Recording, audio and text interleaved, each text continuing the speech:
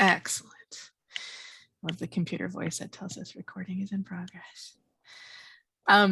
So for those of you who may not have found us through PACEsConnection, I just wanted to make sure to share with you who we are. So PACEsConnection, you can find us at PACEsConnection.com. John's going to drop a link into the chat. My colleague John Flores is here with us today, and he's going to help guide the chat and let people in and any kind of backup that I might need. But if you're not a member, please join us. It's free.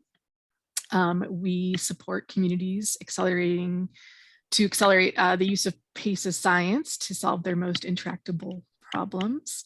And we have 50,000 plus members and growing every day. So if you're not a member, please add yourself to that growing number.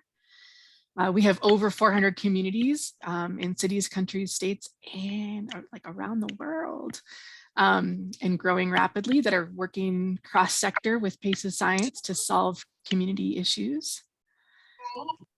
And you can find a PACES community in your area. Once you become a member, you can go up into the left-hand corner and find the communities link. And it has a geographic state-by-state breakout to all of the communities that we support around the world. So I hope you do join us. I am going to stop sharing my screen for a minute because that was just what I call the yada yadas, the intro. And I am going to introduce Hayin Kimner, my really good friend and brilliant collaborator in this work. I'm really excited to do this topic today and talk about community schools. I'm going to let Hayin talk a little bit about herself and how she got here, and then we're going to dive into the topic. All right, Hayin, take it away. Laura and John, thanks so much for having me. It's really exciting to be here. And Laura and I have known each other doing community schools work for quite a while now. 2012. Oh yep. Boy. Yep. It's our anniversary. I forget what 10 years is, but yes. And I have been doing community schools work forever. It seems like my first job out of college was with the National Coalition for Community Schools, which then at that time was called the Emerging Coalition for Community Schools. And so the work has certainly developed, the field has developed, the ebbs and flows have really reflected a lot of the challenges of the field, of the practice, a lot of the pain points of a lot of different public sectors. I'm currently joining you from Oakland, California right now, where I am the managing director of the California Community Schools Learning Exchange, which is sort of a coalition conglomerate of a lot of folks that in California have been doing community schools work and elements of community schools work really with a focus on transformation of systems and advancing racial equity and justice. So big work, and that I'm looking forward to talking with you all about it. Excellent. We're so glad to have you. And I meant to say that in my past life, before I was the education consultant for PACEsConnection, I was implementing community schools in Los Angeles. So I did that for about 5 years. I moved here from Wisconsin, where it's very cold right now, to sunny California, to Los Angeles to steer the implementation of community schools in partnership with LAUSD. And that is where Hayin and I met, is in this work. It's work that is very near and dear to my heart, and I think is very symbiotic with the work that I'm doing now with PACEsConnection at this cross-sector community level work, right? To build resilient communities. The community schools work is very, very aligned at the school level. So I'm really excited to dive in. Oh, it's 25 degrees in Michigan and snowing. Well, that's warm compared to, from what I heard, in some places in the country this morning, where it was like below 12, minus 12. So excellent. All right. So Hayin, one of the reasons that I wanted to dive into this topic now is that California just set aside almost $3 billion with a big old B to support and accelerate the implementation of community schools in California. Why? Like, what the heck? That's a lot of money, right? What is the deal? Why are they doing this now? What does that mean? What is a community? You know, all the questions that people have had, like, wow, what is going on? Yeah, I have a lot of those questions too sometimes. I think that to talk about community schools in California and sort of why we are in this moment, I think it's a convergence of a few things. One is really recognizing the more people recognizing sort of ideas around whole child teaching and learning, whole child intelligence.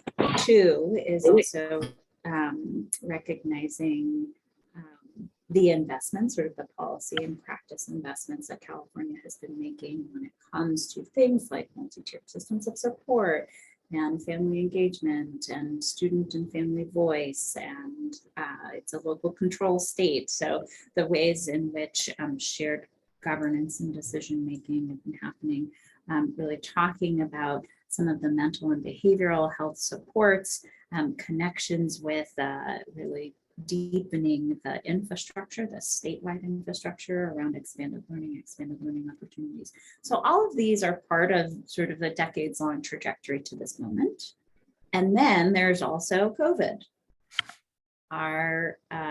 It's unprecedented crisis in which it was completely unavoidable to not see the connections between well-being, student, family, community well-being, and teaching and learning, right? And all of those intersections, whether we're talking about workforce, childcare, actual learning, the social and emotional pieces, what it means to be in community with folks, the effects of the pandemic on just larger systems and structures of education, including on our teacher workforce. You know, teachers are also humans with families and kids who have children doing distance learning as well. So all of these pieces coming together and really recognizing, looking at the data around engagement, around disconnection, around challenges of mental and behavioral health, in addition to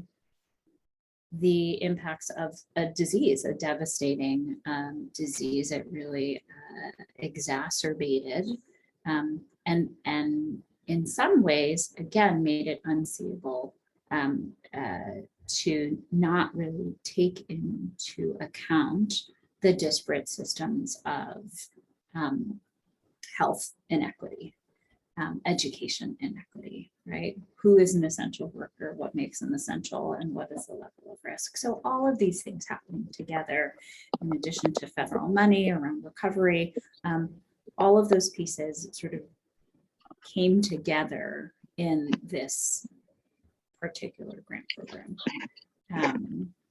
And it is a grant program that rests on decades of implementation work and emerging evidence base, sort of research base around what it takes to actually support young people. And at the same time, you know, when it comes to really thinking about the practice of the work, not as much of a strong foundation in terms of the infrastructure of how to actually build, strengthen, and scale this work. So in some ways, it is also a big bet. It's a little bit of not a random experiment, but definitely an investment in trying to incentivize a different way of working.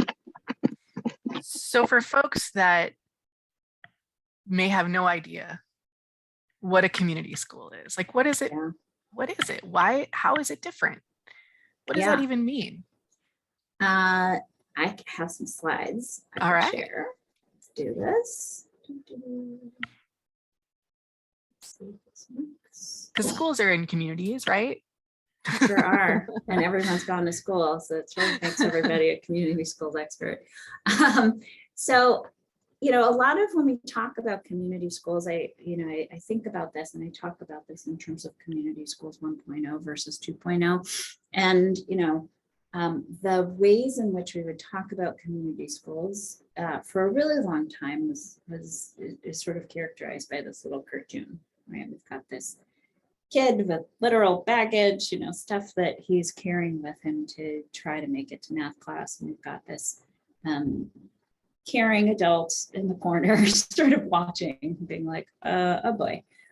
And while some of these things are true, the challenge around community schools is really problematizing that child and problematizing that child's baggage, right? And really thinking, the words that we used at the time were words around removing barriers to learning, right? Removing barriers to learning, wraparound services. So how is it that we would be taking all of these other resources that are within the community, whether that's our youth development or after school folks or family support folks or mental physical, behavioral health, like the good old dental clinic, or even social services, getting health and human services in there, to literally bring those resources to the school to wrap around the school. But one of the challenges with that, it's not really getting to the core technology of schooling, teaching, learning, instruction, curriculum, pedagogy, relationships that are happening within the building.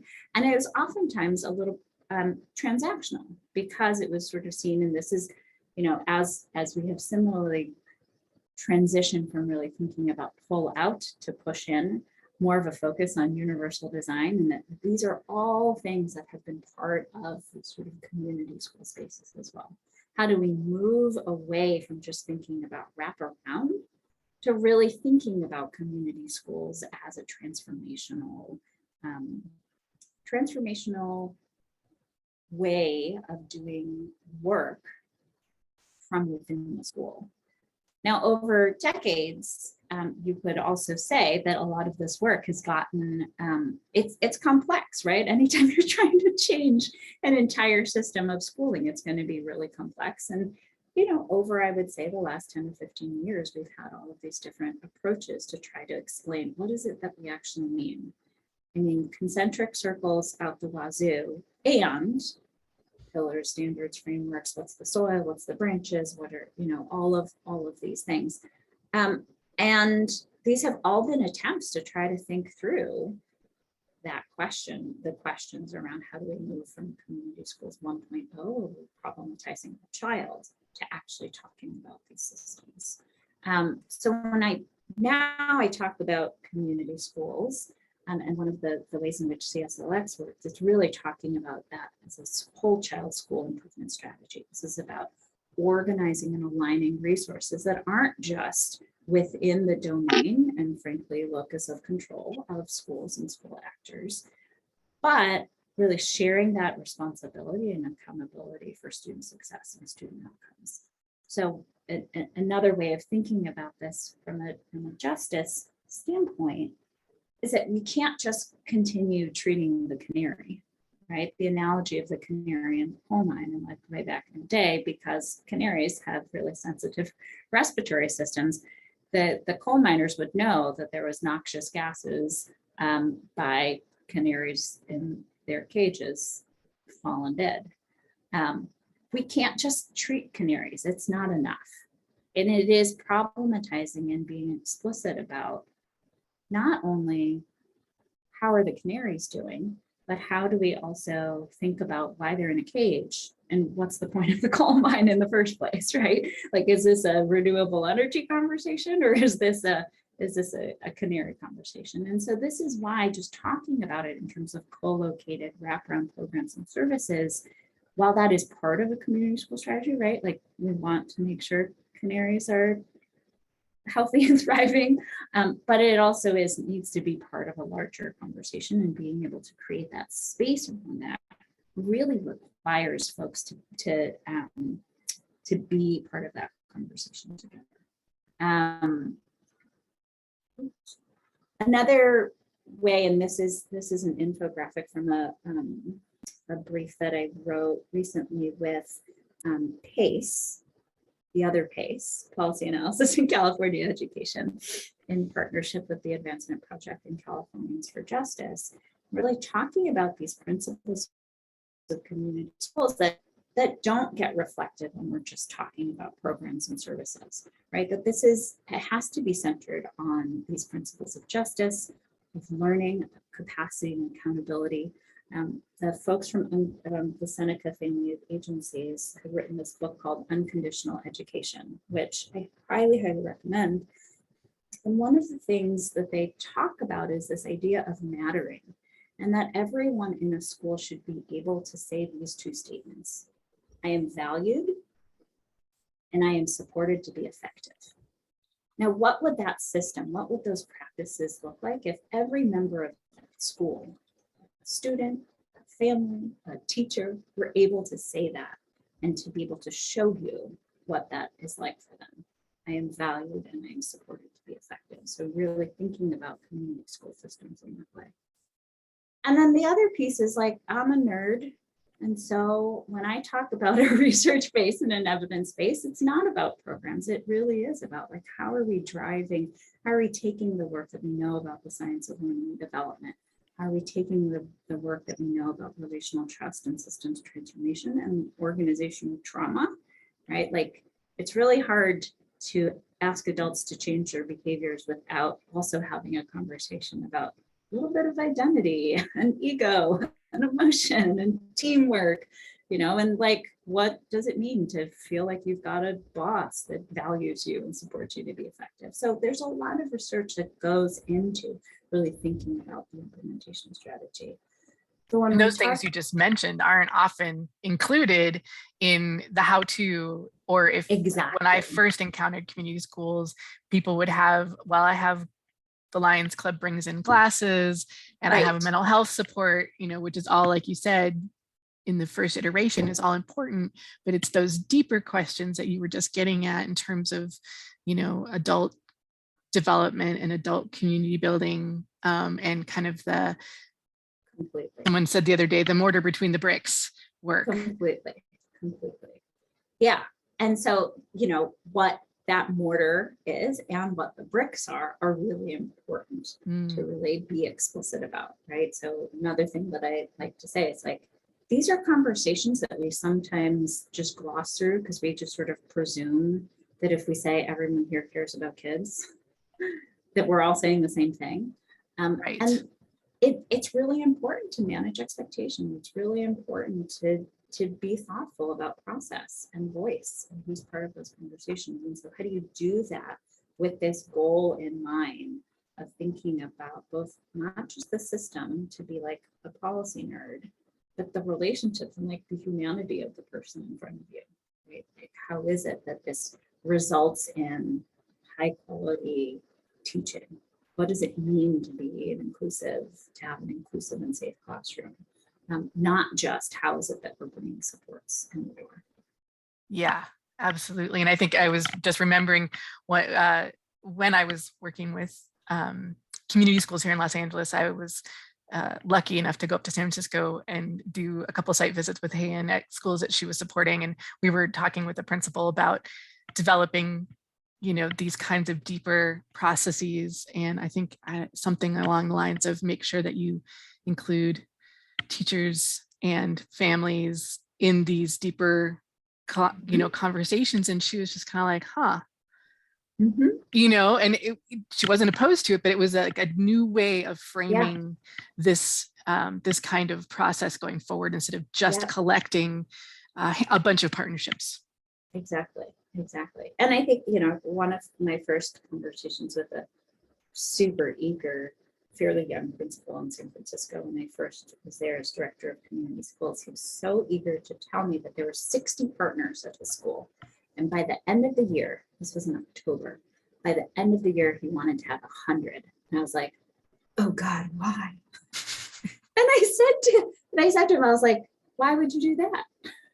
Yeah. You know, and his presumption was like, well, you know, our school's in the Tenderloin and we have so much need. And I was like, oh, why do you not, like, who do you even know 100 people? Like, I don't know 100 people. I can't Yeah. tell you how they're going to be working well together. And I think it is that sort of being thoughtful. You're not just collecting folks to outsource this stuff. Right. There's the basis is in sort of seeing the other person. Yeah. It's going, like you said, from being transactional to being transformational. Totally. Yeah. Yeah. So the other way that we've been sort of thinking about this and what I've been talking about with folks across the state is that community schools muscles are different. You know, you don't need to name your work community schools to be strengthening these muscles. This is the way that you're sort of not only showing up, but modeling your work, demonstrating your work, and really helping to invite people to the table in this way. And so when I talk about sort of these 4 domains, yes, they can be related to particular frameworks or standards or pillars, but it is also a way that all of us that do student, family, and community-facing work can get these behaviors in the water, right? So things like families as partners, not just clients or folks that need things. Thinking about partners to extend and deepen student learning, right? Like being explicit about what the partner role is for student-centered learning. Really thinking about being proactive and responsive, yes, to the needs of students, but also of staff. Right now is a time when educators, leaders are completely exhausted and overwhelmed. We thought last year was bad. We had no idea that the superintendent of San Francisco Unified School District would be subbing a 7th grade classroom, for example, right? Like these kinds of realities are part of how we need to understand what it means to expand and really utilize strategic partners. And then fundamentally that this is about sharing that responsibility and accountability also shows up in leadership, right? That this is about action. And it's one thing to sort of demand power or demand a seat at the table. It's another to work at that table together. And I think that's the harder piece of it. But also recognizing that this stuff doesn't just happen because everybody agrees to it and pinky swears. You know, like you need systems and staffing and norms and sort of dedicated time and space to build those things. This can't be, you know, when we talk about family engagement isn't like a I believe in families statement.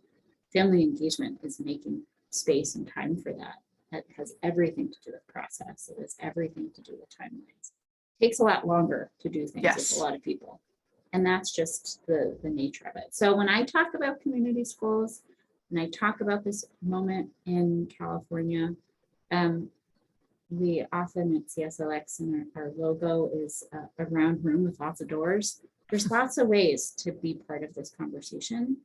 We honor the doors that you come in and see that as an asset, and also invite you to be in conversation with the other folks and recognize that they are coming in. They are coming into this work in perhaps a different way as well. And so how do you sort of normalize meeting people where they are and meeting the work where it is? Yeah, I really like that approach of the muscle, you know, this kind of concept of the muscle, because I think similar, I mean, you and I are so aligned in our thinking around, you know, when we first met, just both the importance of process, you know, going slow to go fast and really taking time to dive in and make sure that everybody's voices were heard and that it was built collaboratively and not, you know, just presented and done well, but also the silos that exist. And I think this has been a challenge for trauma-informed schools movement in the same way, you know, in the beginning. And I love this kind of round room, lots of doors idea, because community schools, I think in the beginning were challenged because they would often get siloed in the family engagement space.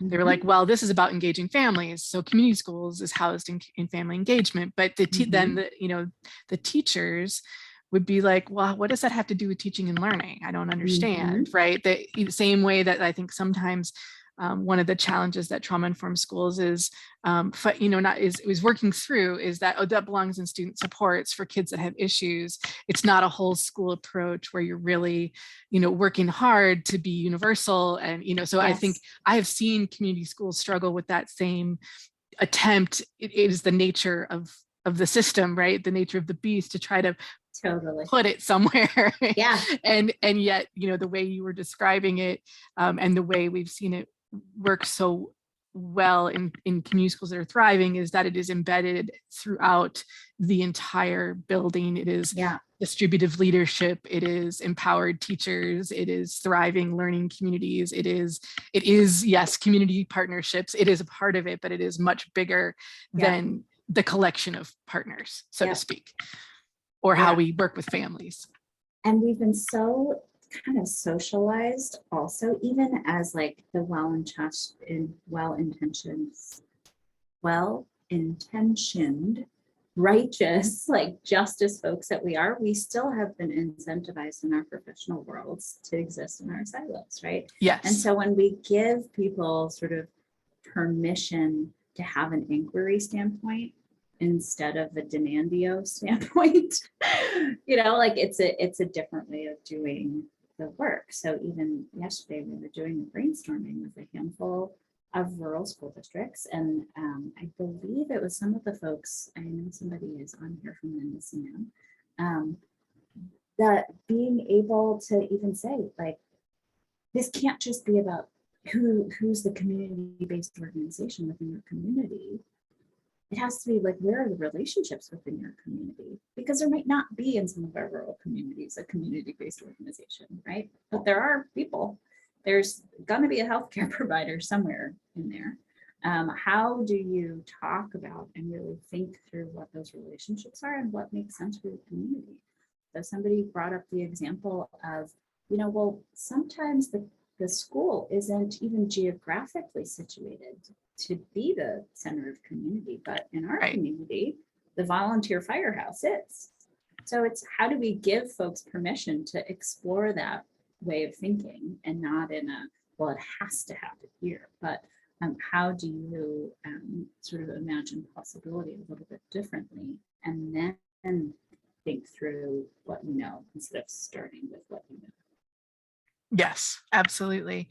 Yeah. Yeah, and you brought up that's such a good point in terms of rural and rural community schools. Look, what does that look like? And it made me think, yes, California is vast and people forget we have really rural counties, I think, where this work is going to be happening, not just in Los Angeles and San Francisco, but also in our rural areas. What does that look like? What does that mean? How does that, what examples have you seen in rural communities where this work has thrived? Yeah.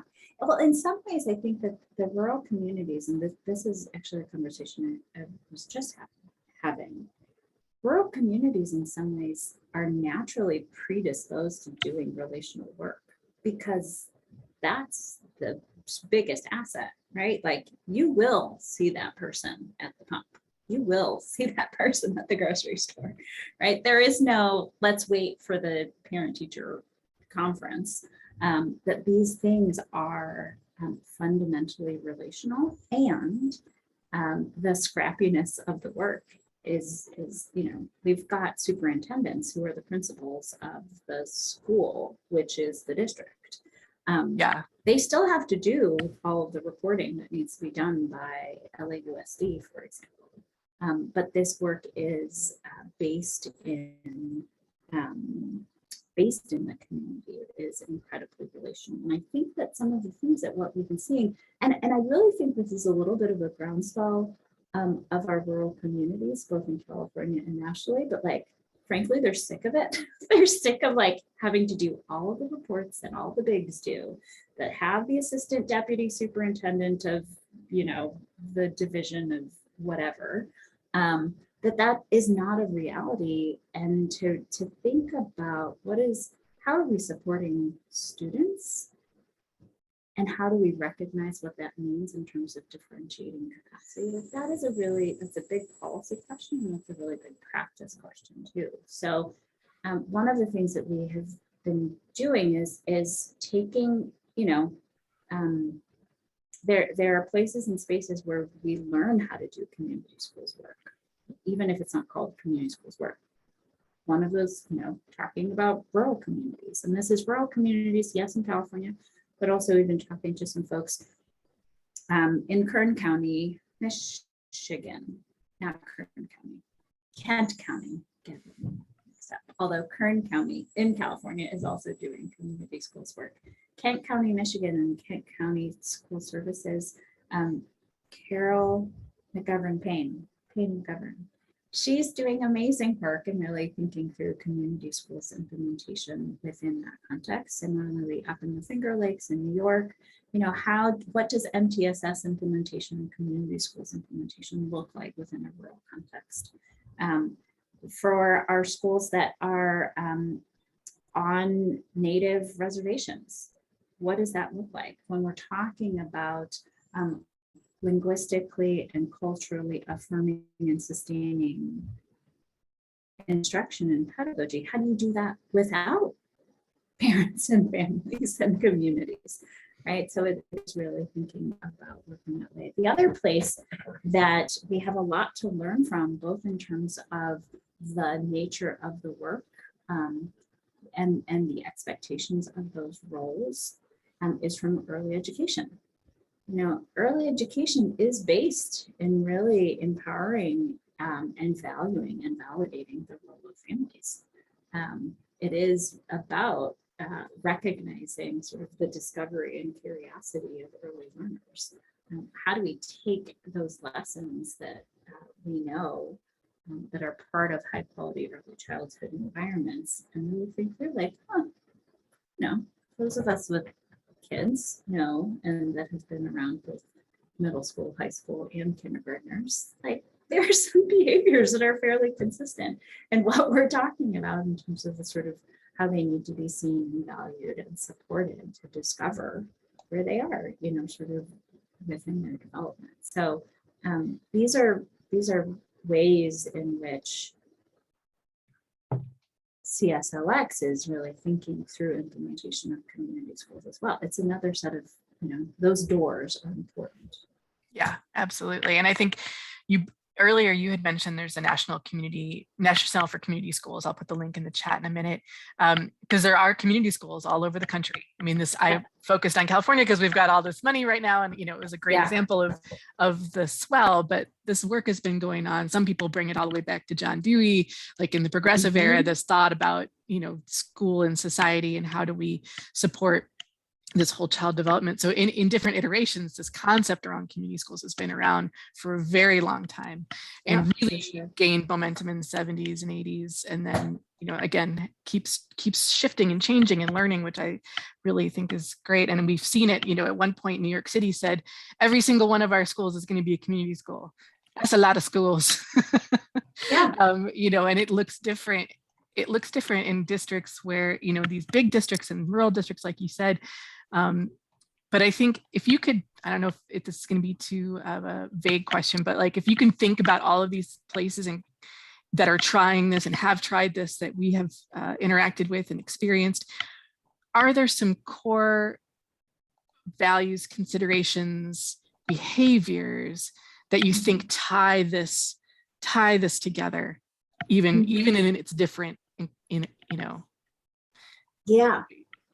I mean, I think that, let me go back to, oh my God, Colette, you're amazing.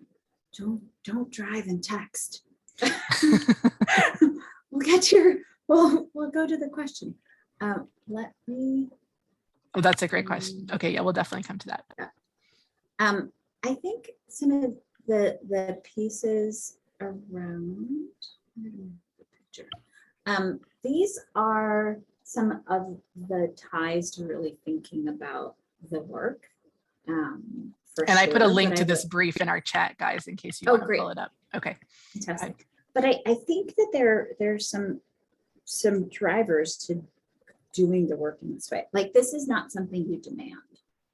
right? And I think that when we talk, I'm talking with folks at the National Center for Community Schools, that so much of this work is about disposition, right? One of the questions that the folks at the National Center for Community Schools got at a recent, every year they do a fundamentals conference, which I highly recommend. And one of the questions this year, every year, is how long does it take to do community schools? How long till this will work? And Ave Fernandez, who is the director of the National Centers, community schools implementation happens at the speed of trust. And I think that is so I love important because it is not something you can legislate, right? It is not something that we can say, well, in this 5-year grant, by year 2, after you've done your needs assessment, you will develop trust. Right. Like this is stuff that you have to sort of invest in. So I think that is one of the pieces that drives all of these components around justice, learning, capacity, and accountability. You need that trust. I also think that there is, talk about, and especially in California, where we have, I talked about, we are in this moment where we've got all of these initiatives that have sort of been pointing us in this direction. Yeah. Another way of thinking about it is like everything's pointing in this direction, but you've got like 30,000 things pointing in this direction. Where is your actual alignment and coherence to this work? Yes. And doing that alignment and coherence does kind of require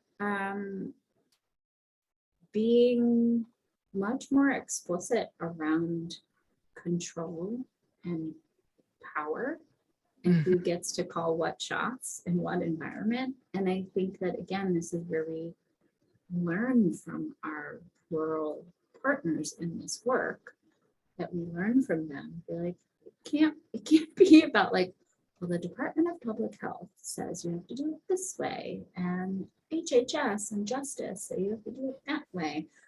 It really needs to be about how do you understand what that lowest hanging fruit is around alignment and coherence and what is getting in the way, and then how to do that work. And then I think the third piece is really about data and continuous improvement. And that has been, like everything we do in education, we have the tendency to sort of like overly jargonize and bastardize things. But evidence-based decision-making doesn't have to be like, well, what's the quantitative data and how do we do these 2-week reviews? Like having conversations about what you're seeing, right? And so this is where the folks from the UCLA Center for Community Schooling have been really one of the leading voices in community schools to talk about, like, what does data mean? What does evidence mean? How do stories play in this? How do we think about democratizing data? So it's not just, whoever has the biggest partnership with the quantitative stats person. Yes. But how is it that we are actually reflecting the lived realities of students, families, and communities? So yes, I think I just put a link in the chat to Street Data, which is like my new favorite book, because I think it's an amazing book in so many ways, but it really gets at this point that you're making about data being humanizing and liberatory and not punishing and separating, right? But it really can be used in shifting to me, this aligns with that big alignment of how we think about the work and are very process heavy. So I'm so glad you said that, and I share that link every time I get a chance, because I think if you're doing community schools at the speed of trust and with that framework that you put up, this is a great resource that you could use in alignment with those values and those goals in how we use data. One of the things I'm going to read Colette's question in a second, but she brings up that she's a community school coordinator.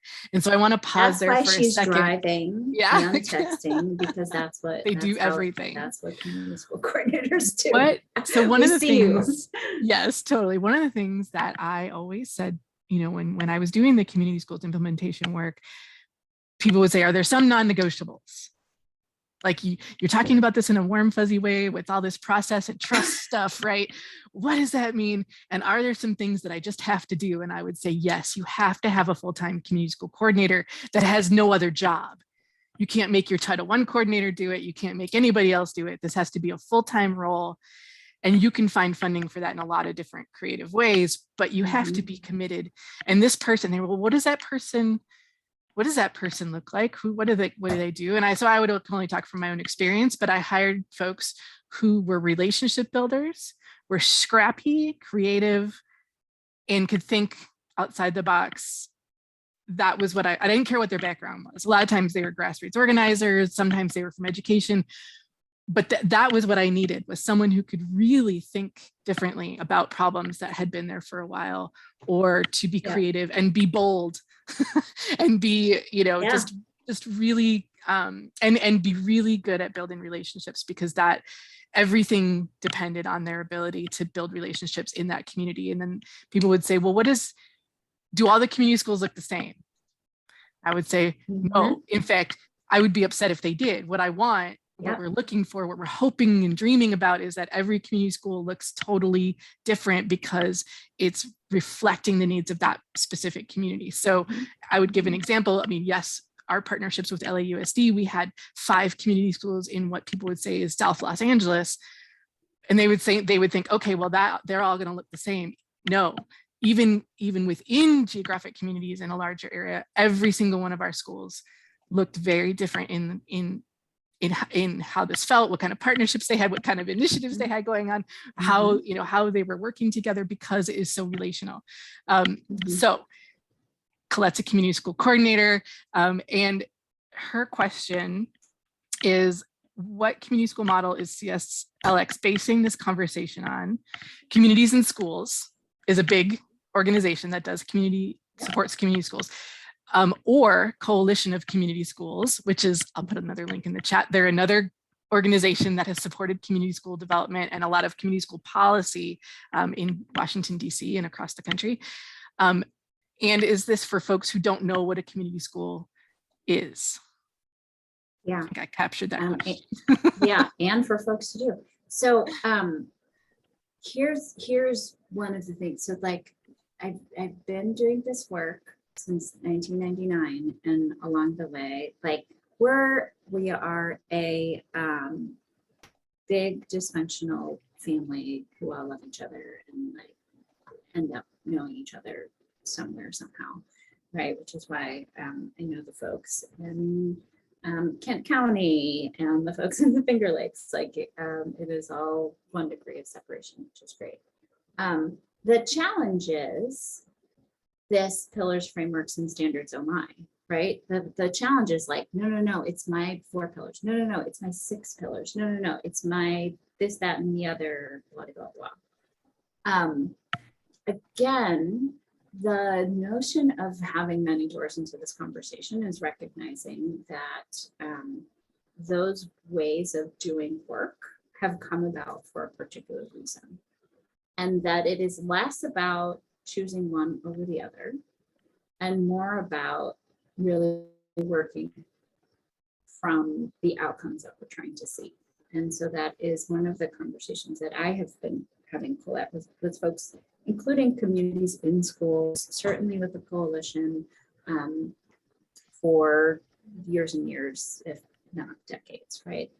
And it is also recognizing that, yes, in California and across the country, right? When I think about Menominee, is it Menominee Falls? Is that in Wisconsin? Yes. Right? Like when I was hearing about the work in Menominee Falls around continuous improvement and around sort of these cycles of inquiry,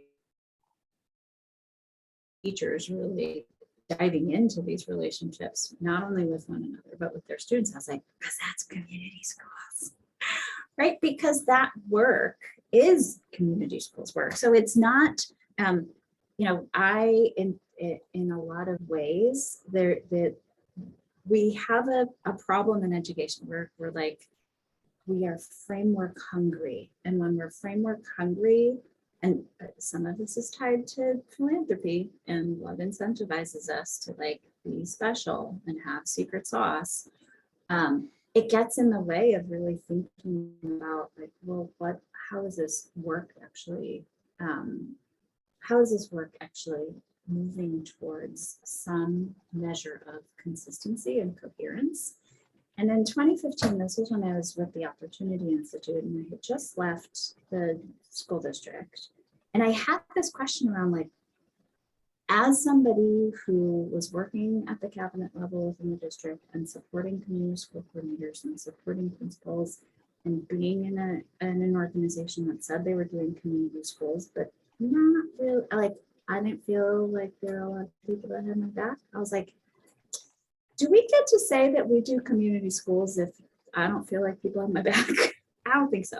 And so I want to be able to clarify that conversation and be explicit about it. And so what we did in partnership with the Coalition for Community Schools, the Illinois Federation of Community Schools, the California Community Schools Network, was to have this conversation. It was a 2-year conversation where we asked questions of practitioners, of community school coordinators, of principals, of partners. Like Seneca was there, and a number of communities in schools was there with their local chapter folks in Illinois as well as nationally, to say, in order for transformational work to happen, what do you need to be in place? Like, what are those conditions of readiness and those practices? And that ended up in a document that was called Community Schools Implementation Standards, which was the word standards makes people all twitchy. But the point of it was, we agree on these basic principles, and these are really important for us to develop capacity around and develop understanding around. That has sort of happened, right? And it's happened with people who say that they do community schools and people that are new. But there's a long way to go, because again, we're sort of primed to want to pick something, pick one thing. And I think that it's hard. And, I could add to that list, Colette. Is this university assisted community schools? Is this the NEA 6 pillars community schools? Is this, the work?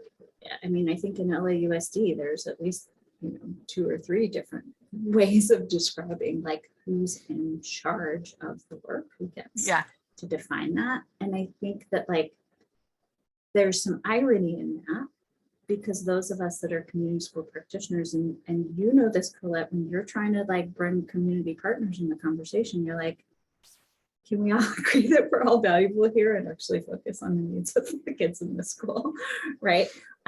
There's an irony in sort of trying to be the smartest person in the room. Yeah. And I think and that was sort of getting at my question from earlier, is like, there are a lot of ways to think about this. I shared a bunch of links in the chat of people who have been doing this work for a long time and have, the framework standards, oh my, like, you'll see, this is the way we do it. Here's the 4 pillars we think are important. But there are some underlying essentials that I think, and the standards, I think, are my organization that I was working with previously was part of that conversation. Mm-hmm. There are some fundamentals that we agree on, and like you said, I really think, like you said, what Abe said is that they happen at the speed of trust. Like, that is the number one, foundation, and that relationships and equity and voice, those things are fundamental, and will help each community school become unique and tailored to the needs of that particular community. Well, I'm trying to think if there's any other questions that I have for you. Is there anything else? And I'm going to open it up to everyone else. Is there anything else that you think I'm missing?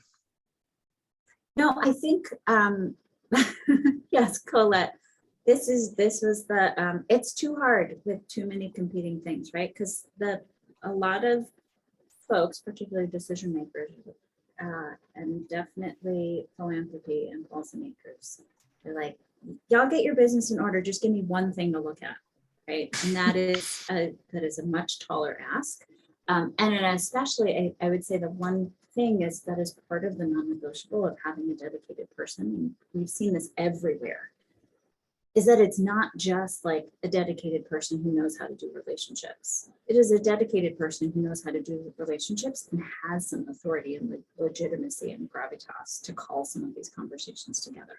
Right. And that's really, really different, right? Having your like AmeriCorps Vista be the one who's like, I'm going to now have this meeting and the principal is going to have to answer some tough questions about instructional rounds and how we can get expanded learning providers to be part of those instructional rounds. That would require a really, really amazing AmeriCorps Vista to do that. Yeah. And that AmeriCorps Vista, by nature of that AmeriCorps Vista, will likely cycle out in a year, and that's not going to hold the work. Right. So I think that piece around really sustainability of those relationships is also one. Yeah, that's such a great point, excellent point. And having having the principal work close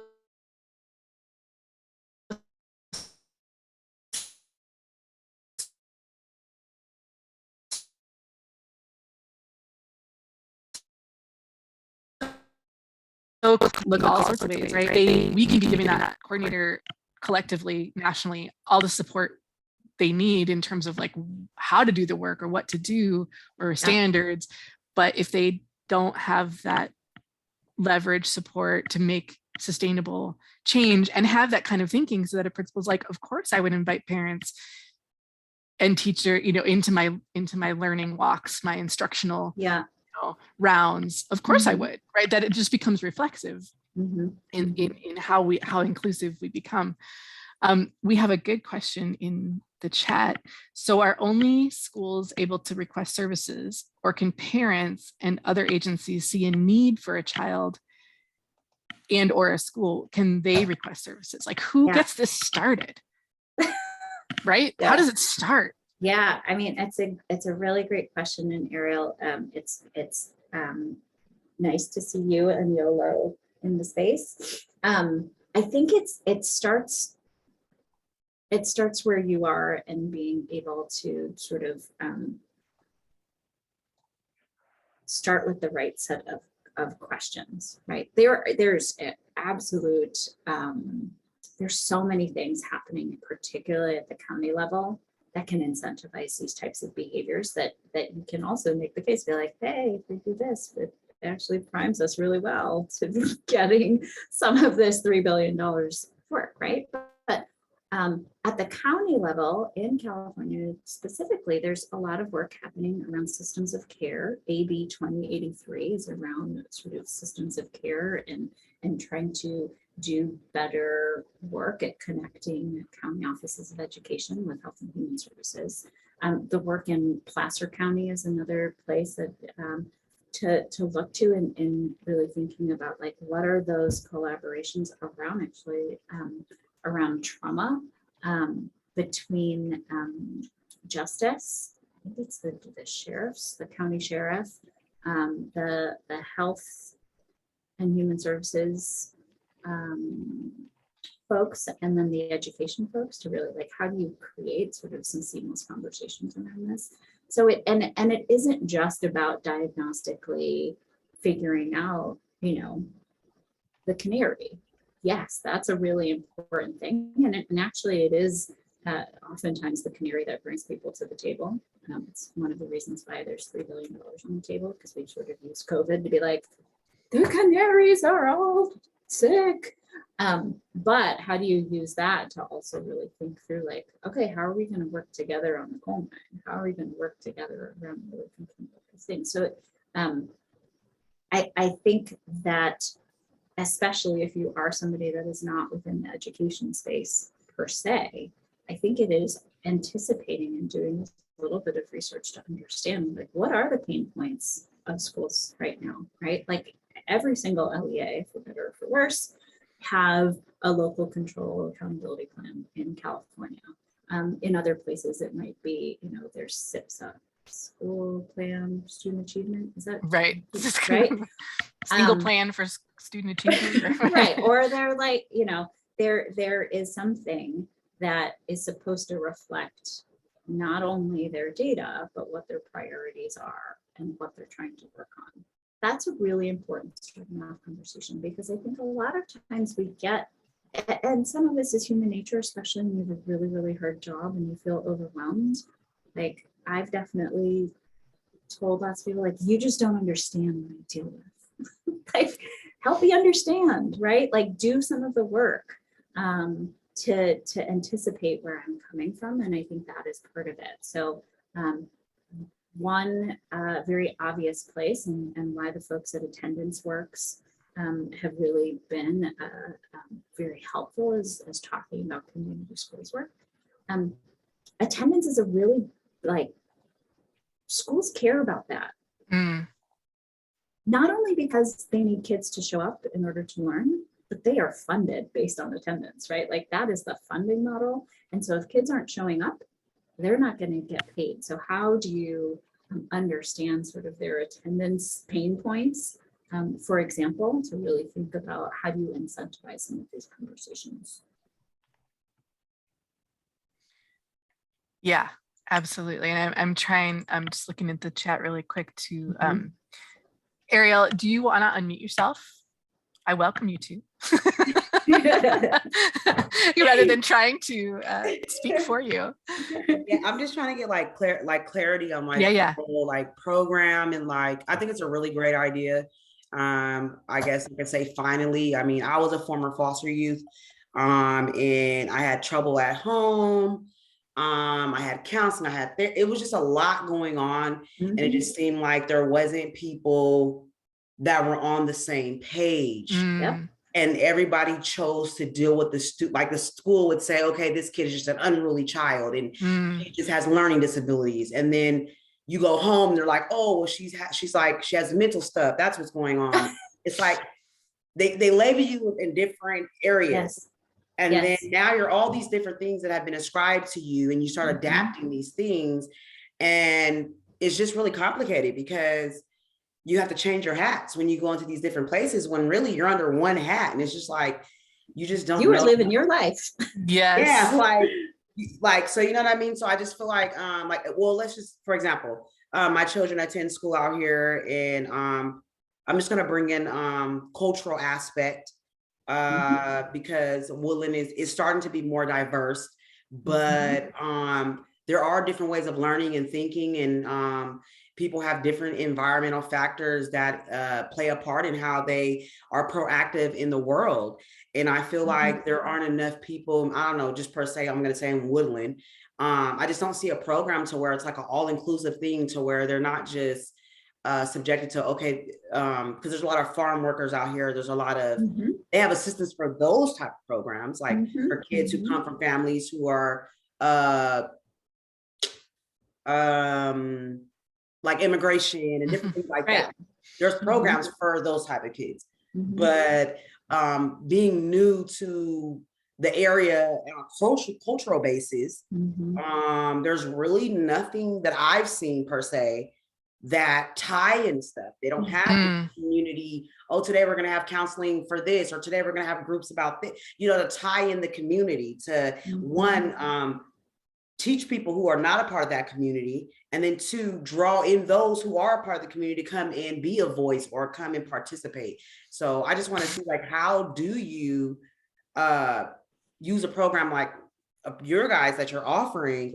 Like, is that already in place in these schools, and I just need to use the right words to figure it out? Or what's the password? Yeah, what's the password? Right? Yeah, like, you know what I mean? Like, am I missing something? Like, I know it's deeper than that, but I just wanted to start with that, you know? Yeah, no, those are such brilliant, like, great insights. And yeah, you've got Hayin and I both, like, it resonates what you're saying with us and our experience, I think. What do you think, Hayin? I think, you know, this is the transformation that we're trying to do, right? Like, talking about transformation, talking about revolution, talking about like blowing up the system, that's real scary. And frankly, it's not terribly realistic, because the dominant forms in which we have designed our system are the dominant forms in which we have designed our system, right? And so to incentivize different behaviors, to incentivize even different language, I've, you know, one of the organizations that we work closely with is the National Center for Youth Law, and the work that the National Center for Youth Law does around compassionate systems. It is making sure that we are centering the realities of students and families experiencing homelessness or housing insecurity or housing instability, and young people that are justice involved in the justice involved system, or in the foster care system. And being able to say, like, let's be careful with our language, because all of those assumptions that you're making around foster youth, like that's not seeing the child. That is seeing one of the systems, and probably like 7 of the case managers that that young person has to negotiate, and all of those hats, right?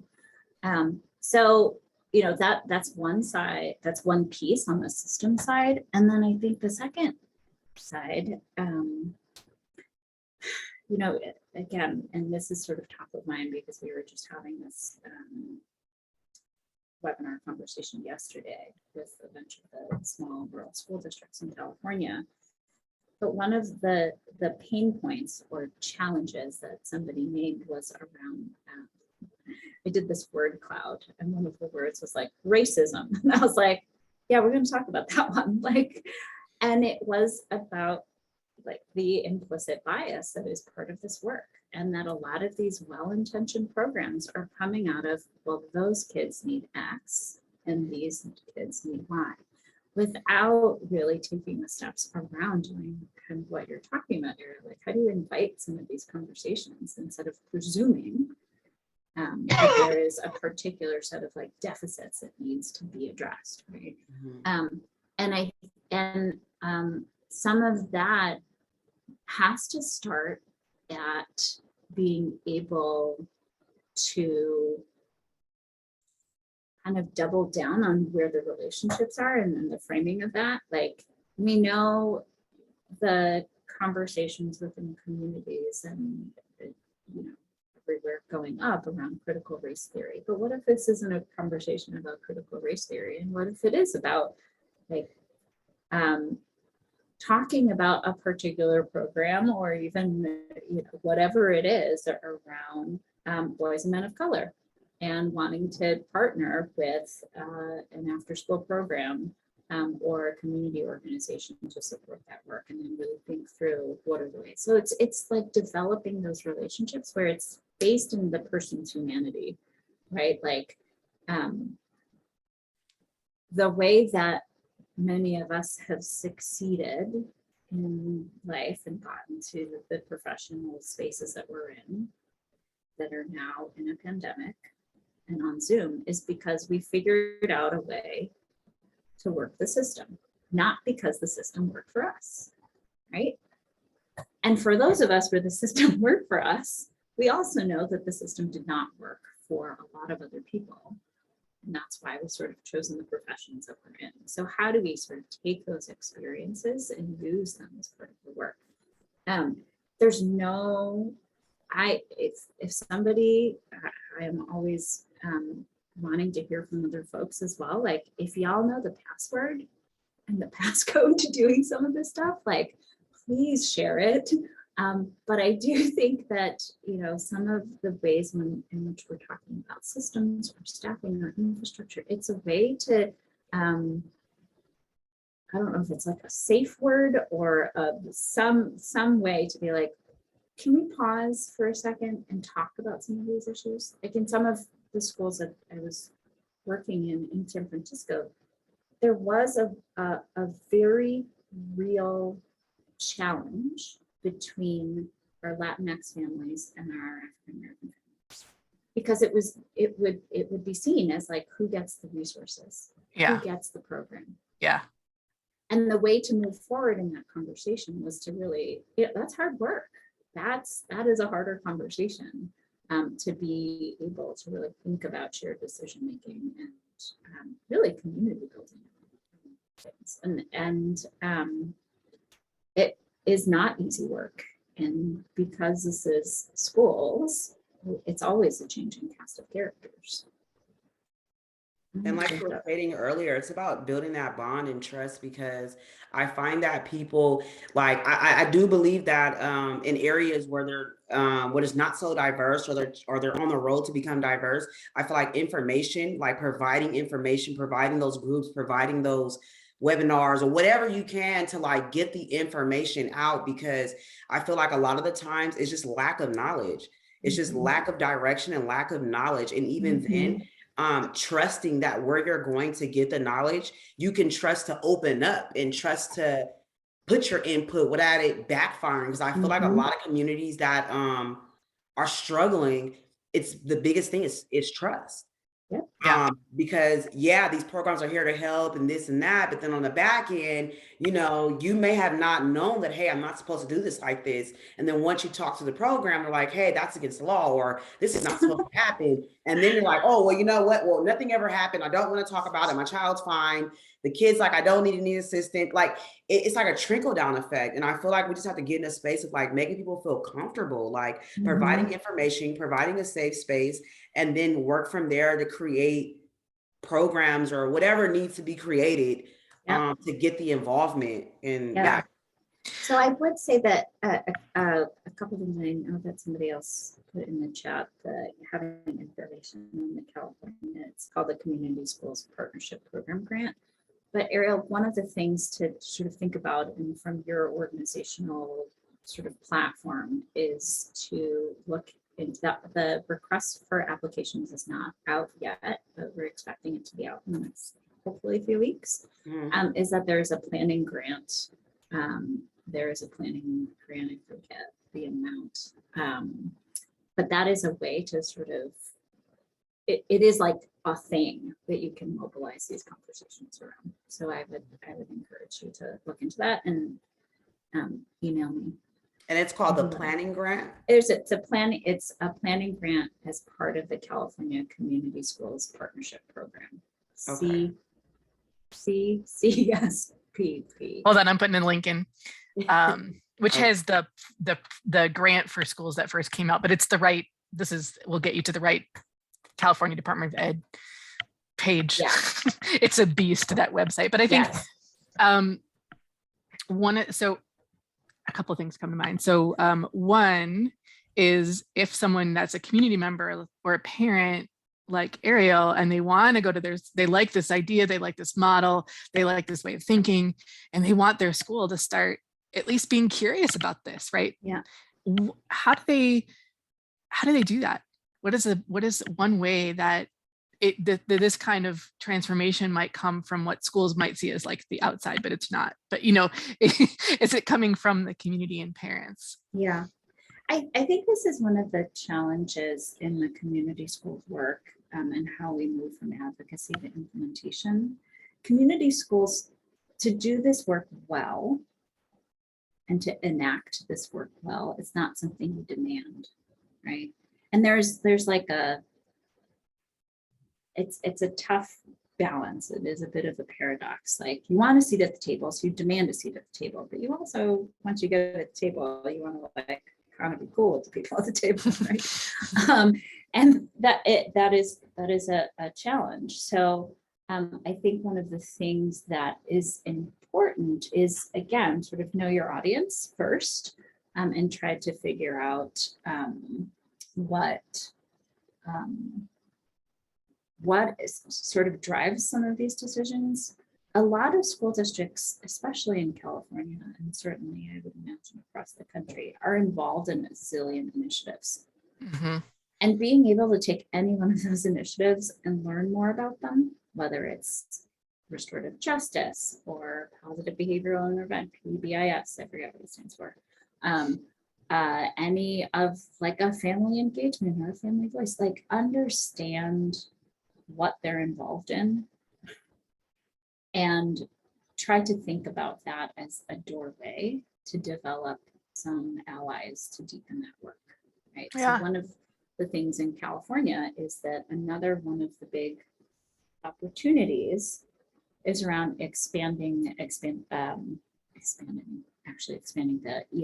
ELO, which is what we call in California, the Expanded Learning Opportunities Program.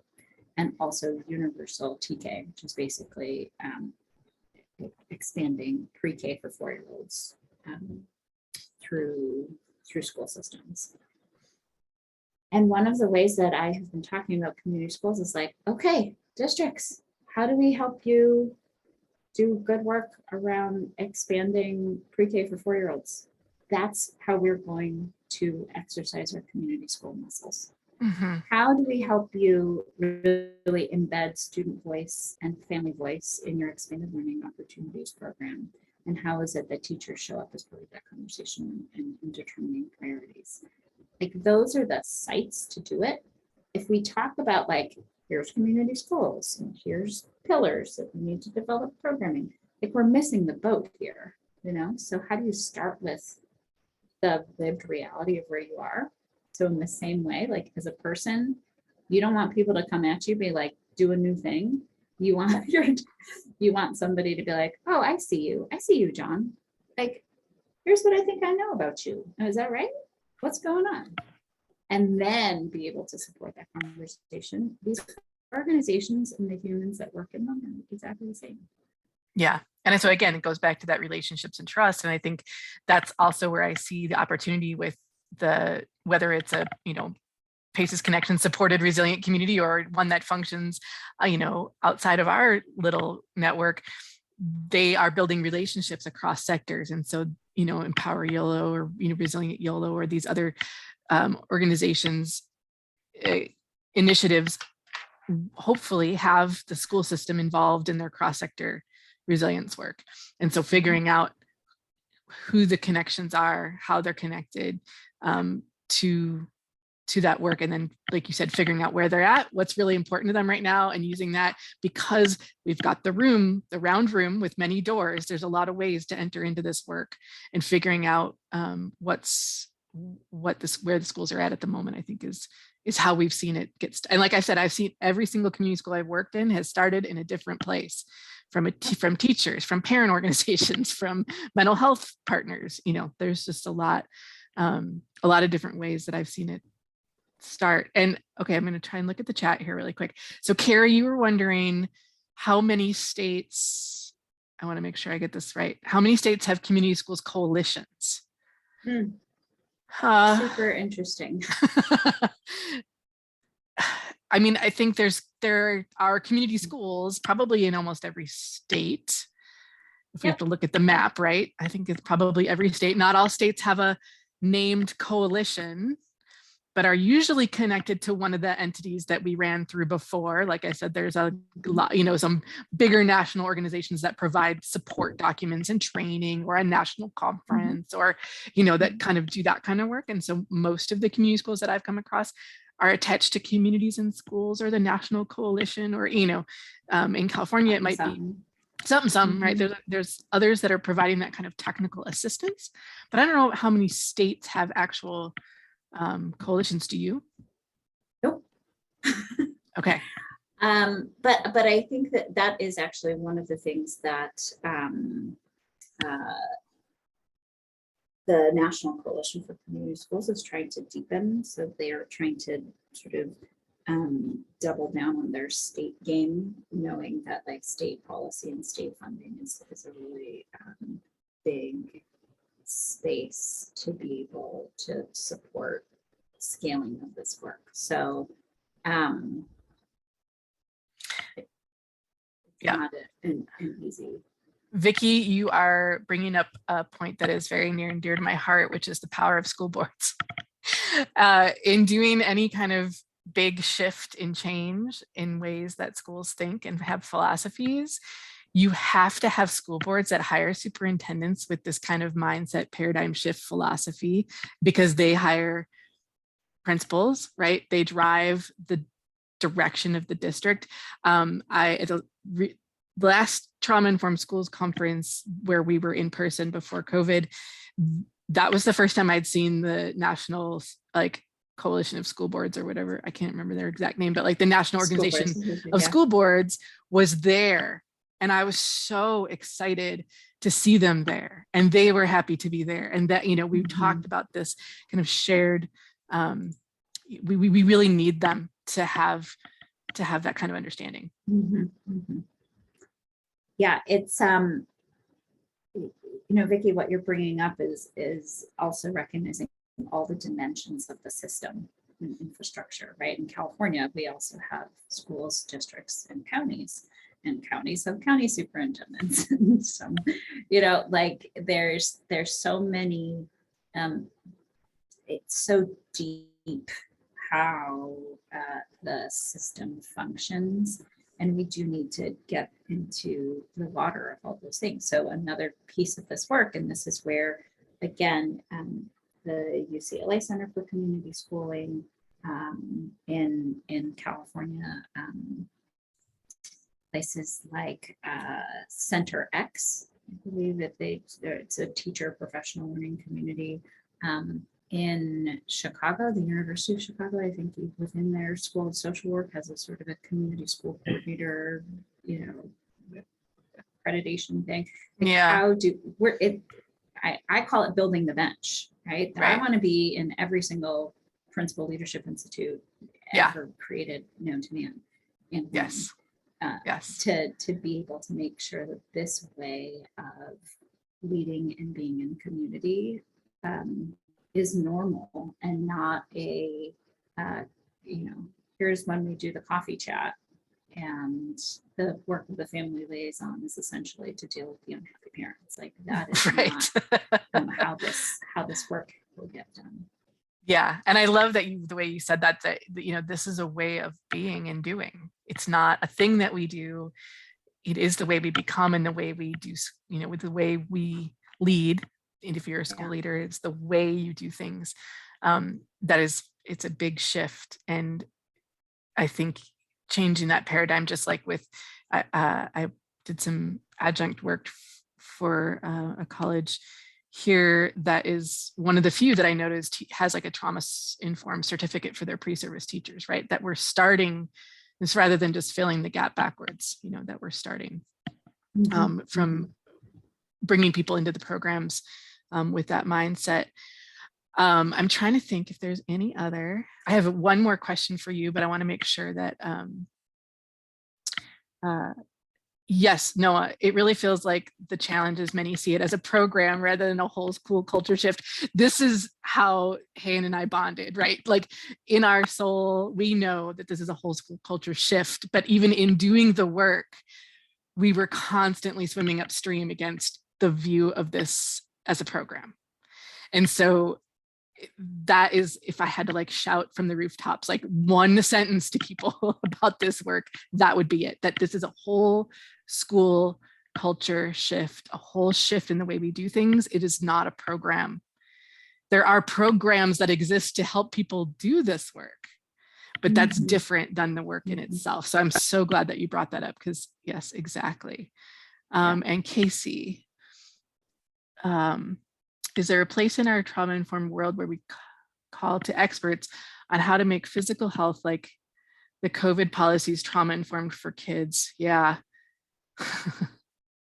That is what we need to do. Well, and sure. I think that one of the other pieces, and Casey, yes, certainly in California, work of the California Children's Trust and really documenting the mental health of people prior to COVID was off the charts, and with COVID, like it's unconscionable, period. And I think that as incentive alone to change behaviors is really interesting. And this is also when we think about whose voice matters, right? Like I would say that the disparate impact of COVID and really revealing sort of happening at the same time where there's a racial reckoning around lots of other racial injustices happening. What happened to sort of accelerate that is that pain point was not just within Black and Brown and marginalized communities. Like everybody was and is screwed by COVID. Yeah. When powerful voices are inconvenienced, powerful voices are able to mobilize.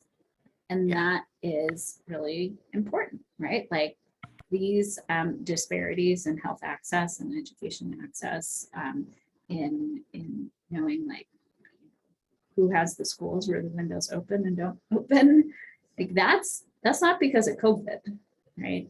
And so really trying to think through how do we use this reality to not just be about continuing to problematize those that have not only been underserved by the system, but are victimized by the system, right? And so this can't be, when we use resilience in that way, right? It's like, I'm not trying to make kids more resilient to keep fighting to live their lives and to have hope and to have aspiration and to think about, who they want to be when they grow up in the same way that, my son has the extraordinary privilege of being. How do we make sure that this isn't just about, I was just talking to a colleague of mine and Laura's about sort of the triad and really thinking about this work, that this can't just be about adversity. Everybody has adversity, but it's also thinking about distress, like how much distress, and then what are the strengths? And that if we're only talking about adversity and then treating adversity, that's just another diagnostic thing that we're, and we think that is about promoting resilience instead of really questioning. Yeah, and we're not trying to build kids, youth, families' resilience to exist in an unjust system. That is the opposite of what we're trying to do, right? We're trying to change the system in which they can thrive in. And I think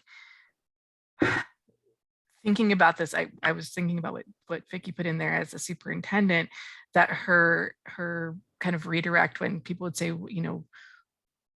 what should the district schools look like? That they're not district schools. The schools are your schools in your community. What do you want? Asking the community, what do you want? What do you envision? What are your aspirations? What are your hopes? I think that, and really listening, that is the first step in having these powerful conversations, is to figure out, what does the community want? What does the community want to see? What do they hope for their children? How can the system change and upend it, right? That is the whole point of calling this education upended, right? We need to change the systems so that kids don't need to be resilient against the systems in which they're existing in. I will also say, and Vicki can probably attest to this, and probably has a lot of nightmares about this. It's not just asking like, what do you want? It's how do we do it? How do we do it together, right? Like a lot of people don't understand like that there are, for example, labor implications to keeping schools open 24/7. Right. Having your union partners is important. There's custodians that need to be, that are part of that work. And that has an implication on what schools are spending, or somebody has to spend to do those things, right? So really helping folks be part of that conversation around what that reality looks like. And I would even have this challenge in my department in San Francisco, where I was working with a bunch of the family engagement leads across the district. We were fortunate enough to have many departments working on family engagement, and saying, well, we can't do everything. So as the folks that are leading this work, we need to be able to identify what are our collective priorities. And it was extraordinary. I think it was like a 2-hour meeting. And it was finally in the last 15 minutes that we were able to be like, okay, well, I guess, we can't get everything we want. That's just not reality. And we can move towards that. But if the important part of the conversation is just a little bit of that reality check, not to say like, just be happy for what you get, but to think through like, how are we working to manage our expectations, and then also bring that back to our families, right? So our district English language advisory committee, how do they understand that the work of the DLAC and what that is in relationship to some of these other frankly, constraints that are part of agency. So in the amazing brief that you wrote with PACE, you do lay out kind of this shift from trauma-informed to healing-centered, which I think you've kind of reiterated through this conversation, that it is taking a much more healing-centered approach, much more asset-focused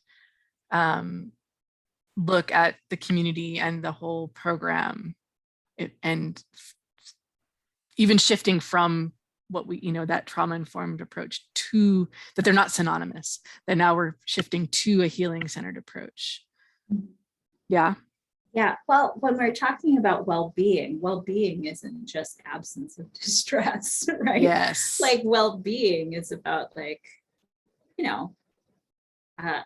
a lot of other things in the way that I am seen and the opportunities and how I am supported, right? Going back to that, I am valued and I'm supported to be effective. Like that's what I'm talking about when I'm talking about well-being. It's not just, give me the medicine that I need to deal with my heart condition. Like that is not well-being. And so really thinking what I think that does is that it broadens thinking about community schools and even integrated systems of care or student support services to be broader than that. And like we've sort of gotten better language or mental models when we think about multi-tiered systems of support. And we're like, tier 1 should be blah, blah, blah, like for everybody. And this is about prevention and making, or universal design. But like, really? That is really, really hard to do. And a lot of times we're trying to figure out like what's happening with tier 3. So we have the mental model, but we don't necessarily have the systems, actions, dispositions, incentives to do tier 1 work. And so when we talk about well-being, I'm talking about tier 1. Which means everybody. Yeah.